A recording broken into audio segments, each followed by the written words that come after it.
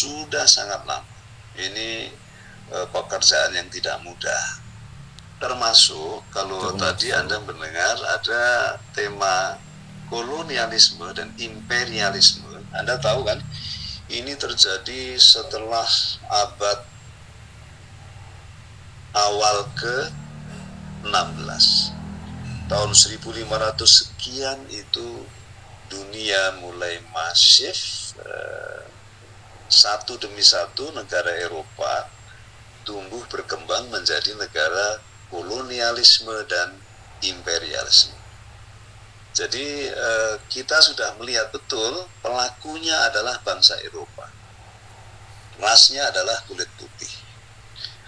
Secara intelektual kebetulan waktu itu dipergilirkan setelah Islam runtuh, ya, kejayaan Islam runtuh akibat serangan Mongol, akibat perpecahan dari dalam, akibat juga serangan tentara salib, gitu ya, makin lemah.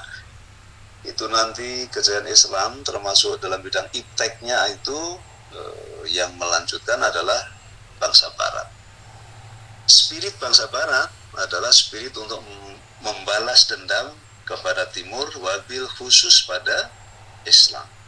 Oleh karena itu, nanti kalau Anda melihat bangsa Portugis, bangsa Spanyol, itu spiritnya adalah yang kita kenal dengan 3G, yaitu mereka ingin mengambil, mereka ingin menguasai, ingin menjadikan bagian kekuasaan. Glory itu kejayaan dengan cara dibuktikan dengan menguasai. Jadi spirit ini memang spirit kolonialisme dan imperialisme kuno. Kemudian tidak cukup dengan menguasai, mereka juga memiliki spirit untuk mengambil alih kekayaan. Dulu simbolnya di era mersantilisme adalah emas. Di negara Barat, karena dia memiliki paham mersantilisme, yaitu paham negara disebut kaya dan disebut memiliki stabilitas ekonomi bila memiliki pundi-pundi emas yang berjumlah banyak. Jadi mereka dulu simbol kekayaan adalah emas. Jadi mereka kedua timur itu akan menghimpun, mengumpulkan sumber emas, yaitu gold. Dan itu emas itu mereka katakan tidak hanya emas yang berwarna kuning kecoklatan, tetapi juga emas hitam. Apakah emas hitam itu? Yaitu komoditi warnanya hitam, tapi nilai jualnya, urgensinya jauh di atas emas. Itu adalah rempah-rempah. Nah, bangsa-bangsa Barat itu ke dunia timur selain untuk menguasai wilayahnya, juga ingin mengambil alih potensi kekayaannya, yaitu dengan, Pak Ari ulangi, slogannya adalah gold, ya. Kemudian ternyata mereka oleh Paus, karena dulu Paus itu memiliki otoritas yang sangat kuat, bahkan raja-raja Eropa masih tunduk pada kebijakan gereja yang dikeluarkan oleh Paus. Mereka diperkenankan, mereka diizinkan untuk keluar dari Eropa selama mereka mengemban misi suci atau mission sacred. Jadi misi suci itu adalah bagaimana kerajaan Eropa menjelajahi dunia, terutama dunia timur, itu sambil melakukan misi kristenisasi atau misionarisme atau zending, gitu ya. Jadi 3 hal inilah kalau Anda tanya, apa sih motif mereka kok kemudian melakukan penemuan-penemuan dalam bidang ilmu, pengetahuan dan teknologi, termasuk pengetahuan tentang pelayaran, termasuk pengetahuan dan bahkan mempraktekkan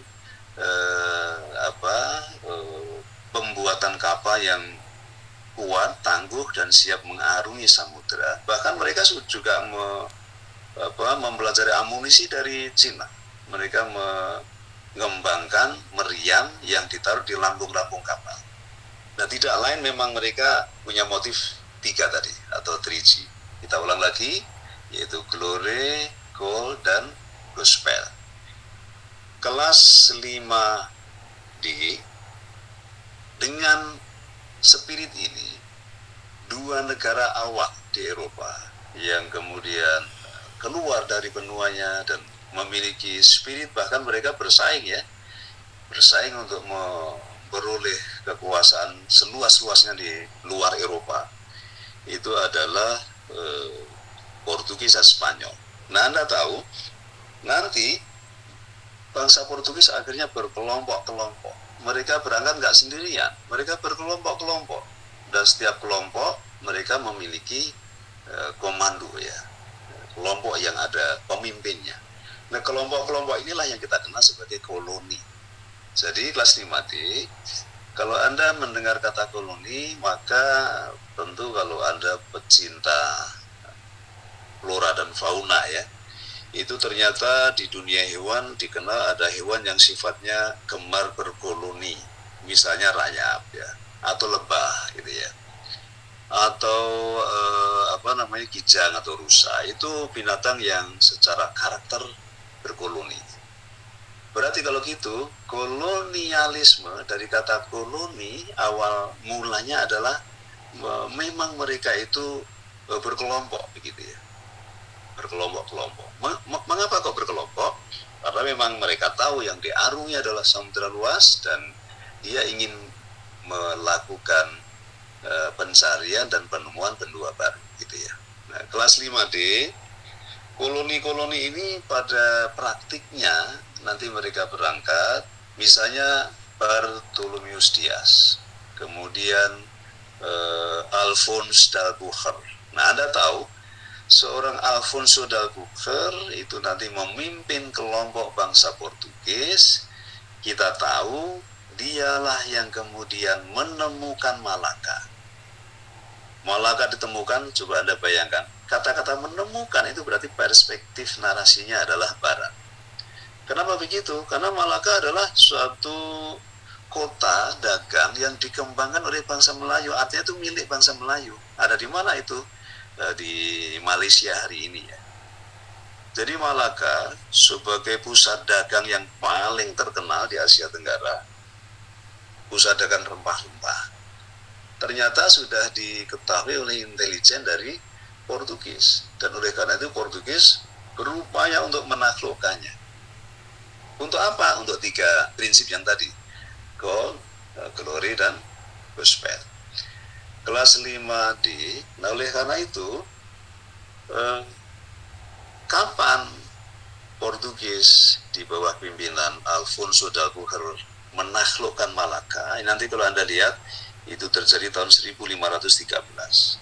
Nah, ternyata nanti Portugis tidak puas hanya menaklukkan Malaka sebagai pusat dagang, tetapi mereka justru mengincar lebih jauh lagi di mana sumber rempah-rempah itu.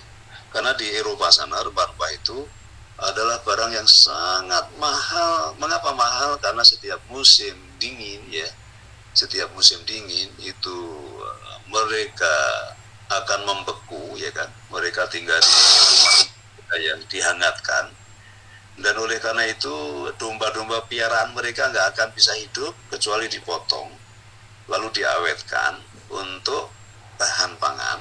Nah, untuk bisa awet dan bisa diolah itulah mereka menggunakan rempah-rempah. Oleh karena itu rempah-rempah sama dengan kehidupan mereka. Jadi rempah-rempah di musim dingin harganya jauh lebih mahal dibanding dengan emas itu sendiri. Kelas 5D, dan kita tahu sumber rempah-rempah di Nusantara, di timur bahkan, yang paling terkenal adalah Maluku. Dan Anda harus tahu tahun 1513 Portugis berhasil menaklukkan Maluku. Dan sejak itu pula Portugis sambil melakukan upaya kristenisasi di Maluku. Dan Anda tahu hari ini ya, hari ini Maluku kalau boleh di rasionya gitu ya, ada berapa persen yang muslim dan berapa persen yang non muslim, dalam arti Nasrani, itu bolehlah kita sebut sebagai 50-50. Sebelum penaklukan Portugis, Maluku itu adalah satu kawasan yang di situ banyak kesultanan. Oleh karena itu orang-orang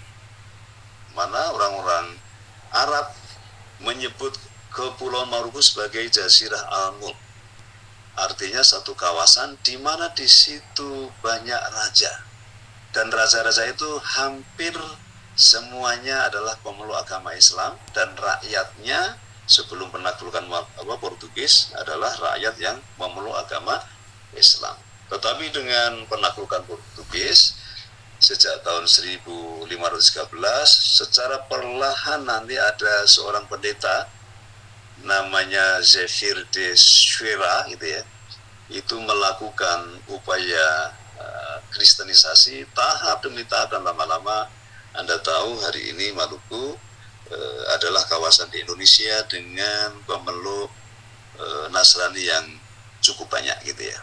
Begitu pula nanti yang sampai ke Papua gitu ya. Kelas 5D ini Anda memperoleh satu bukti ya. Ini tentu sejarawan menulis tanpa bisa kecuali ada buktinya gitu ya. Bukti bahwa Nusantara setidaknya secara naratif Anda dengar kawasan yang menjadi korban dari kolonialisme dan imperialisme Portugis. Sekarang kembali pada pengertian. Kalau begitu, apa artinya kolonialisme dan imperialisme? Tadi Pak Arif mengatakan bahwa koloni itu kelompok. Nah, di sini harus melihat bahwa ada kelompok, yaitu bangsa. Bangsa kan sekelompok manusia ya. Ada sekelompok bangsa namanya bangsa Portugis. Mereka datang ke Nusantara, datang ke Malaka, datang ke Maluku, lalu menempati wilayah itu. Ya, jadi pertama-tama mereka merasa menemukan, setelah menemukan mereka ingin merebutnya untuk apa? Untuk ditempati. Nah, koloni itu kelompok yang menempati suatu wilayah baru, tetapi setelah ditempati, wilayah baru itu menjadi bagian dari wilayah kerajaan atau negara asal dari masyarakat atau bangsa yang datang tadi. Jadi dengan begitu, kalau Anda pahami lebih jauh, ternyata antara kolonialisme dan imperialisme itu dua hal yang tidak bisa dipisahkan. Jadi bangsa Barat, sekelompok orang dari Barat menemukan wilayah di timur, merebut wilayah tersebut, menempatinya, tapi setelah ditempati, wilayah itu kemudian dijadikan menjadi bagian dari wilayah kekuasaan Barat. Dalam konteks ini Anda mendengar kisah tentang bangsa Portugis ya. Jadi Anda udah tahu, misi untuk penaklukannya sudah kelihatan. Misi untuk mengambil alih kekayaannya sudah kelihatan. Dan misi untuk penyebaran Kristennya juga sudah kelihatan. Jadi dengan begitu spirit 3G itu memang mereka lakukan. Nah, kelas 3D nanti ada juga bangsa Spanyol. Bangsa Spanyol ternyata tidak mau kalah dengan bangsa Portugis. Bedanya mereka, kalau Portugis perginya dari barat menuju ke timur, kalau Spanyol dari barat menuju ke barat. Nah, dan bangsa Spanyol nanti yang menemukan benua Amerika, dan terus mereka ke timur, nanti mereka sampai ke Filipina, dan dari Filipina mereka sempat turun ke bawah ke selatan, ketemulah Portugis di Maluku dan mereka konflik. Dan nanti ada perjanjian, yaitu Tordesillas yang ditengahi oleh Paus juga. Nah, kelas 5D, jadi Anda udah dengar kalau gitu.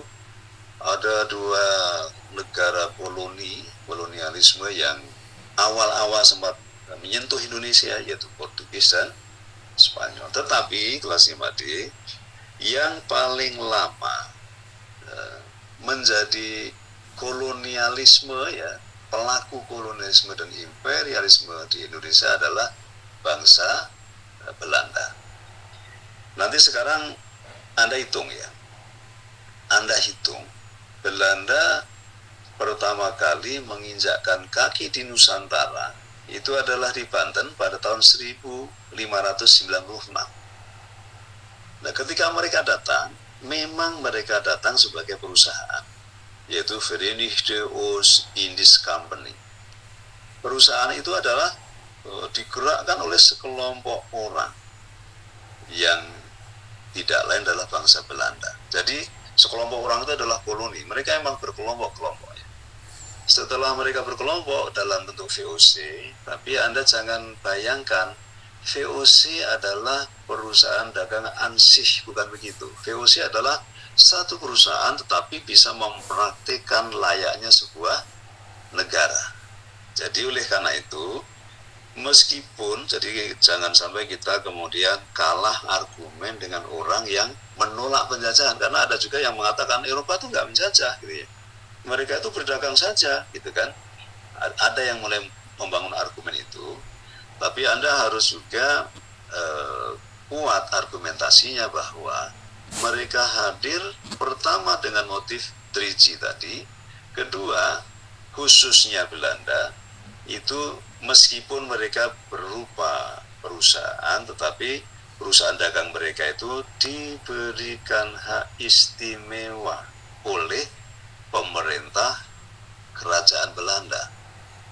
Hak istimewa itu namanya adalah oktrooi.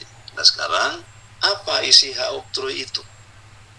Yang pertama, VOC diperbolehkan untuk melakukan monopoli dagang.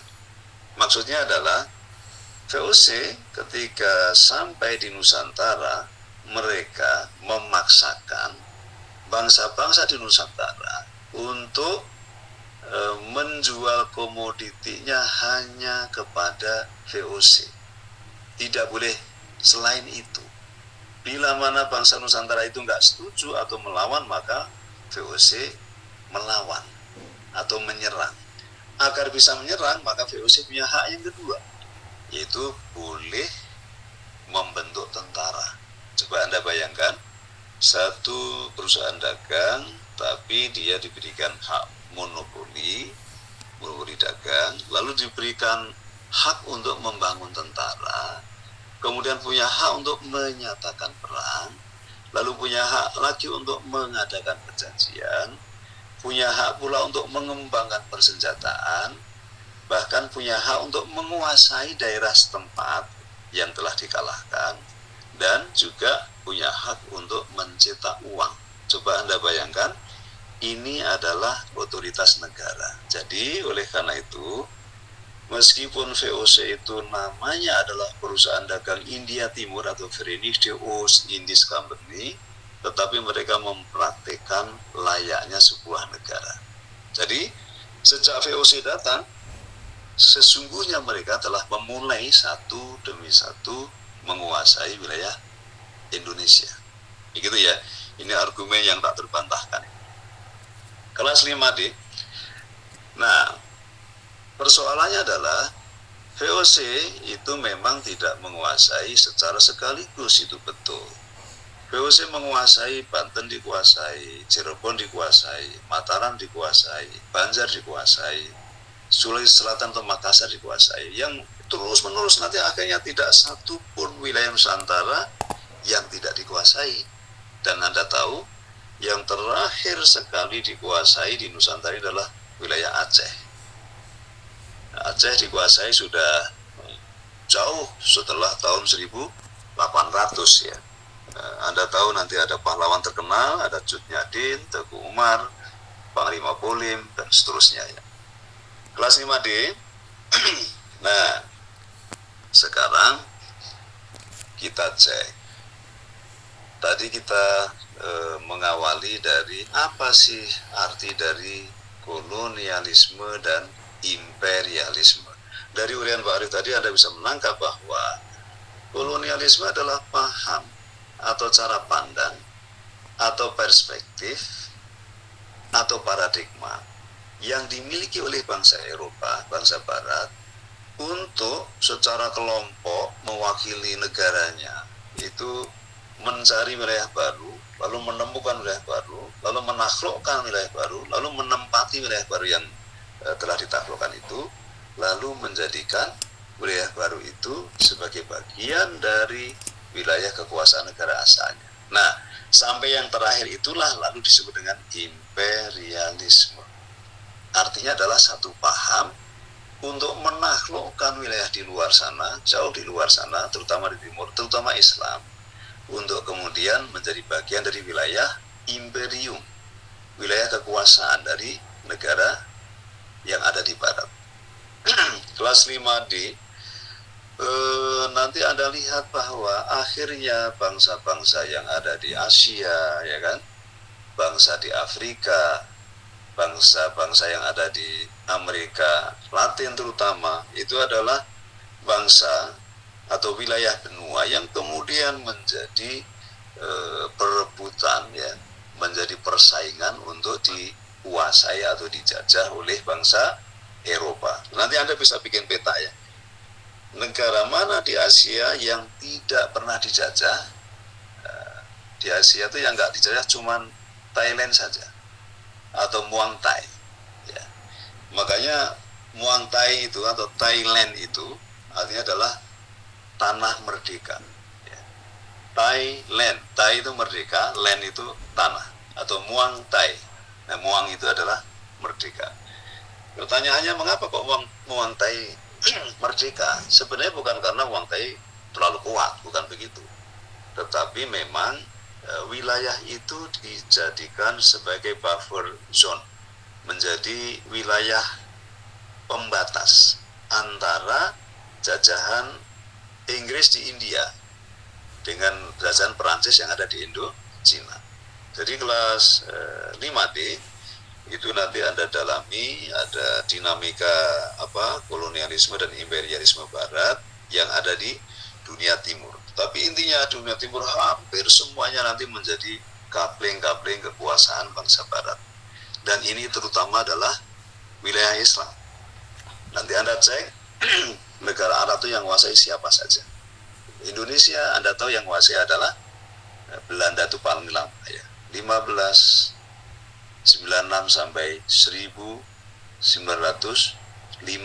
mereka baru menyerahkannya pada bangsa Indonesia, kedaulatannya, gitu ya. Nah, kelas 5D, silakan tarik nafas. Pak Arif mau ambil kopi dulu, ya.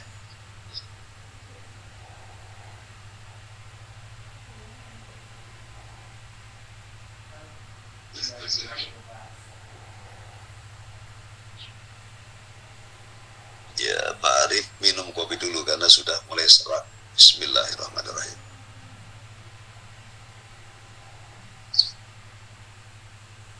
Baik, di kelas kita sudah ada 24 termasuk Pak Arif, sehingga udah lengkap, ya.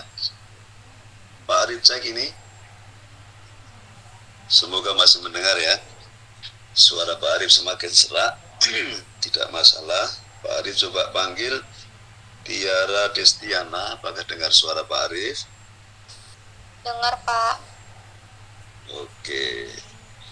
Satu lagi Pak Arif panggil yang bernama Muhammad Rizky Faderialisme kuno itu apa, gitu ya.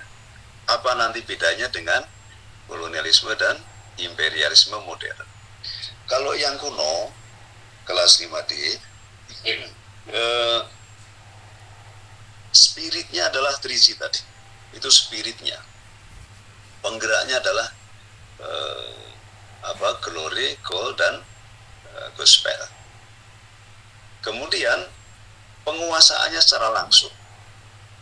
Apa yang dikuasai? Yang pertama adalah kekuasaan politik. Jadi mereka menaklukkan kekuasaan dan mengambil alih kekuasaan itu secara langsung. Anda nanti lihat, Banten dikuasai secara politik. Rajanya adalah harus sepersetujuan dari VOC dan nanti dilanjutkan Belanda. Kemudian Cirebon dikuasai, Mataram dikuasai, semuanya dikalahkan dan dikuasai. Dalam arti secara politik itu mereka takluk di bawah Gubernur Jenderal Verenigde Oost-Indies Company yang nanti dilanjutkan dengan Gubernur Jenderal Pemerintah Kolonial Belanda. Secara politik langsung. Secara ekonomi mereka juga mengeksploitasinya secara langsung. Mereka memaksa bangsa ini untuk menanam tebu, menanam teh, menanam kopi, menanam pohon kina, lalu menanam cengkeh, jumlahnya ditentukan, harus disetor pada manajemen pemerintah kolonial. Memang dibeli dan dikasih upah, tapi jauh dari standar upah pada saat itu. Jadi secara ekonomi dieksploitasi. Secara kebudayaan, ini kalau menurut founding fathers ya, menurut Soekarno-Hatta, secara kebudayaan bangsa Indonesia tidak boleh menyelenggarakan pendidikan seperti yang diinginkan oleh bangsa Timur. Anda tahu dulu sebelum penjajahan ya, sebelum era-era VOC dan era pemerintah kolonial, itu kerajaan kita memiliki sistem pendidikan pesantren yang sangat kuat. Kalau di Aceh ada Monasah gitu ya. Di Jawa dan di luar Jawa itu ada pesantren. Tetapi akhirnya pesantren itu dilarang. Kalau ada berdiri institusi pendidikan tanpa seizin penjajah, maka itu akan bermasalah. Jadi secara kebudayaan lama-lama menjadi rontok ya, menjadi rapuh. Dan yang sambil pemerintah kolonial melarang pendidikan Timur, mereka juga bahkan mendirikan, nanti Anda cek, di setiap kota, di mana kota itu dikuasai oleh Belanda, di situ ada sekolah Kristen yang besar, itulah tempat misionaris itu, dan di situ ada gereja yang besar. Anda lihat nanti apakah di Batavia, apakah di Banten, di Cirebon, di Bandung, di Surabaya, di Semarang, dimanapun kota yang dikuasai Belanda, di situ nanti ada, termasuk di Malang dan di mana-mana ya, di situ nanti ada pusat-pusat pengkristenan. Mereka tidak terlalu berhasil, tapi juga tidak boleh dikatakan gagal ya. Karena memang hari ini Anda tahu, setiap Anda ke kota tua, di situ nanti ada sekolah Katolik, dan itu sudah ada sejak zaman penjajahan Belanda. Dan di situ ada gereja yang sangat besar, dan itu sudah ada di era zaman penjajahan. Jadi ini kalau gitu penguasaan politik, penguasaan ekonomi, penguasaan secara budayaan itu dilakukan oleh kolonialis dan imperialis secara langsung. Jadi ini pengertian kolonialisme dan imperialisme kuno. Kalau gitu, apa bedanya antara kolonialisme dan imperialisme kuno dan modern? Nah, kelas 5D, kalau kolonialisme modern adalah sudah tidak lagi menguasainya secara langsung. Mereka sudah punya cara. Kenapa kok tidak langsung? Karena ini terjadi setelah bangsa-bangsa Timur termasuk Indonesia memproklamasikan kemerdekaan. Anda tahu nanti bahwa bangsa-bangsa Asia Afrika itu nanti lama-lama satu persatu merdeka. Indonesia Anda tahu memproklamasikan merdeka pada tanggal 17 Agustus 1945. Merdekanya bangsa Timur tidak berarti selesai. Kolonialisme dan imperialisme itu masih berlanjut, tetapi penguasaannya terjadi secara tidak langsung. Seperti apa itu? Nah, kelas 5D, akhirnya karena bangsa Timur telah merdeka, maka penguasaannya melalui pertama, bangsa Eropa menjadikan bangsa Timur, nah kalau konteks Indonesia, bangsa Belanda dan juga bangsa Eropa lainnya, itu menjadikan bangsa Indonesia sebagai tempat untuk memasarkan produk-produk mereka. Jadi kita menjadi pembeli, tapi kita tidak produktif. Kita akhirnya menjadi bangsa yang konsumtif, dan kita bukanlah bangsa yang produktif. Anda tahu, antara yang konsumtif dan produktif tentu akan kuat yang produktif. Nah, Anda nanti identifikasi ya, hari ini di Indonesia barang apakah yang sangat populer, yang sangat penting, yang vital, yang diciptakan bangsa Indonesia sendiri? Kalau Anda nanti identifikasi, maka ternyata yang paling banyak adalah produk-produk asing yang merajai Indonesia. apakah itu otomotif, apakah itu fashion, apakah itu bahan pangan, Anda tahu ya, apakah itu obat-obatan, apakah elektronika dan seterusnya. Itu sebenarnya kita masih dijajah oleh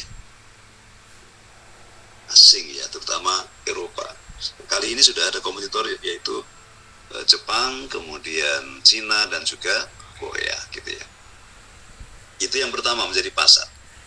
Yang kedua, lebih dari itu, kolonialisme dan imperialisme baru itu sudah bisa menjadikan Indonesia bahkan menjadi tempat untuk memproduksi. Jadi bukan hanya menjual ya, mereka juga memproduksinya di Indonesia.